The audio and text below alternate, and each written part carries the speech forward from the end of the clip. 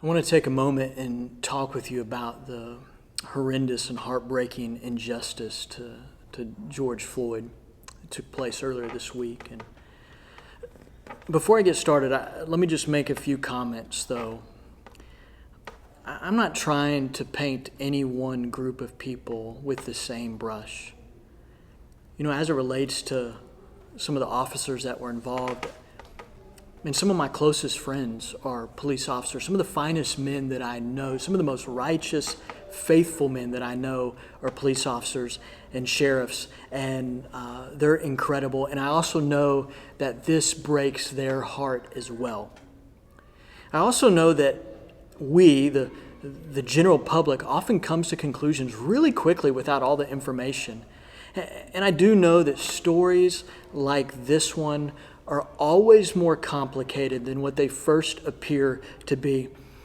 So I think in order to be wise, we need to be thoughtful in our conversations and judgments. I also know that there are things that I still don't know, that you still don't know about the parties involved in this case. So I don't want to oversimplify the case or even the problem. I know that there are some people that would or even will accuse me of not being bolder in what I'm about to share by not attempting to clearly state the or a problem. I also know that there's going to be some that think I'm overreacting. So again, I just don't want to oversimplify the problem. I think it's massive, and if I were to attempt to articulate the problem in a sentence or two, quite frankly, that would just be insufficient. But it's obvious that there's a problem that is complicated, a problem that involves authority figures and different ethnicities, a problem that has had a far greater implication than any virus could. It's a problem that is affecting and has affected generations. And that said, I am tired of watching the abuse of authority or privilege in this country.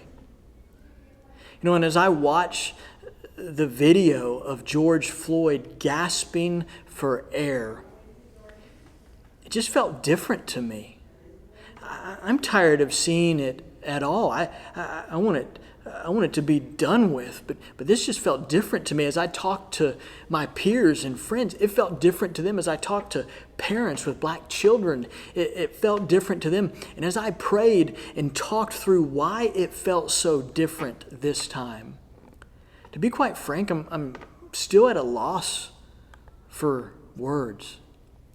Maybe because I watched a man pleading for mercy, and rather than gracing him with some type of reprieve, he continued to be abused to the point of death. Maybe the flippant and emotionless way that an authority figure rolled him over like a fisherman with his prize catch, it made me sick to my stomach. And as a pastor, as a parent, as a friend, as a human being, I'm having a hard time understanding why this continues to happen. Outside of the absolute depravity of man, which I get, why? Is it that difficult to respect humanity simply because of the intrinsic value that God has placed on all of His creation? Is it that difficult to just love your neighbor as yourself? So let me just take a moment to offer some points of view. As a human being, this is horrid. Regardless of the hue of one's skin tone, this is revolting. It's monstrous. There's no justification for this. There's nothing that could have happened prior to him being cuffed that would have justified the action taken.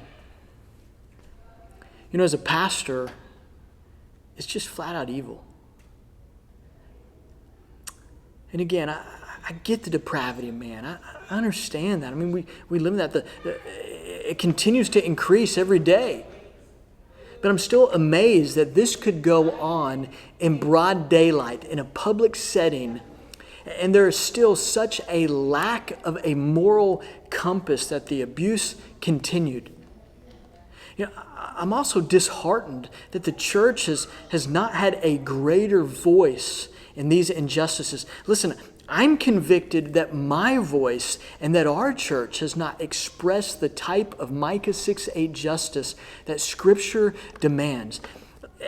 I'm not advocating rioting or rebellion to authority, but at a minimum, this has to be a conversation within the church. There has to be loving action that follows and that even precedes this.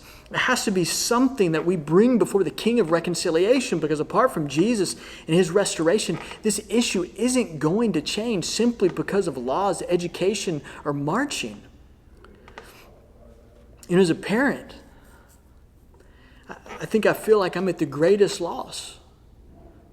I am a father of a gorgeous and smart biological 13-year-old. But I'm also the father of a beautiful adopted black toddler who is the apple of my eye.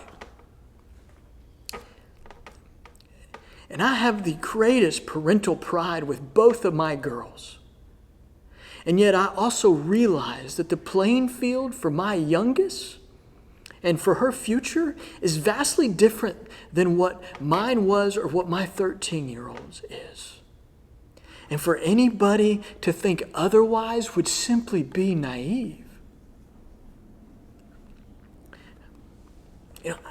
I feel inadequate, incredibly inadequate as a parent in some respects, as I think about the future conversations and navigating these waters with her.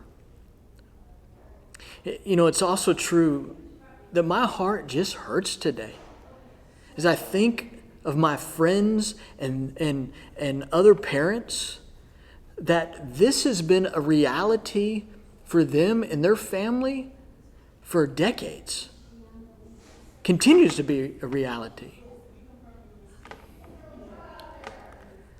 I don't want to pretend to have all the answers. I don't have all the answers to process this or to know what to speak up or what to speak out about and all of these things. I just don't. But I do know that simply saying nothing is inadequate. I think Christians a lot of times, they say a true statement, but it becomes an excuse to them. And they'll say, Jesus has all the answers to this. And I need you to know that is true, but sometimes that's insufficient in how we apply that. It's insufficient in the sense that Jesus has called us to be a part of this gospel movement. He's called us to be a voice. The church wasn't to be a doormat with these type of issues. I know it's absolutely true. Without Jesus' intervention into this, it continues to be a hopeless cause. We've had great marches, we've had stand-ins, we've had the most prophetic voices in history that have spoken into this issue for centuries, and yet here we are still today. So, knowing that Jesus is the answer, we've got to walk in obedience to what he commands. What Scripture demands. There has to be a response by you and me. Jesus has asked his church to demonstrate the love that he modeled here on earth. So issues like this demand our response. So here's where I'd start. Knowing that many of you may or may not know what I'm talking about. Some of you may have not even heard the name George Floyd up to this point. I think, let's be honest, for some folks, we just don't want to get our hands dirty with this. It's so complicated. We don't want to give, the emotional real estate to this. But you need to understand that can't be an option. And so here's what I would say, is start by just watching the video. Watch the video. It's easy to find. There is a stewardship that we all have to exegeting and understanding aspects of our culture and our community and our country. So I need you to allow the reality of depravity to hit you in such a way that you cannot stay silent. And then to pray. what you do with this may be different than what I need to do with this. I mean, your voice may need to sound different. Your action may be different, but ignoring the problem is unacceptable. So ask the Lord to give you the wisdom, the words, and the obedience to act justly. And make it a conversation. I know this is uncomfortable. I mean, as a white man, I know how unpopular this subject can be with other white friends. On the other hand, as a white man, I need to be a contributing voice to speaking against these injustices. I think sometimes we paint Jesus out to be this big wimp, right? I mean, he was always genteel, but he's kind of soft, right?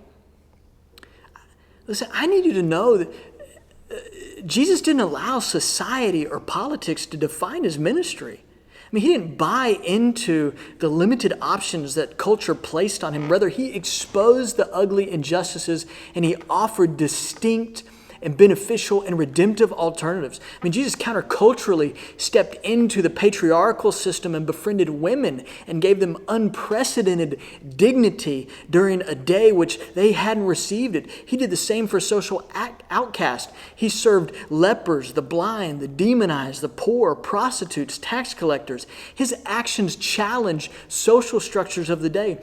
Jesus exposed the inhumanity of certain religious rules like healing the sick on the Sabbath. I mean, that's crazy. He exposed the evil of racial prejudice by loving and spending time with Samaritans and Gentiles, and he even praised them in his teachings. Jesus taught that the power of the gospel is not catalyzed by those who express power over people, but rather power under. You see, the power of the gospel is seen in the humility that unmasks the ugly injustices that dominate cultures. So we, the church, must be radical in our display of loving action, recognizing that the gospel is the primary way we address injustice. But we have got to make note that you are the one that Jesus has entrusted the gospel to. So he demands loving action and a loving voice from you.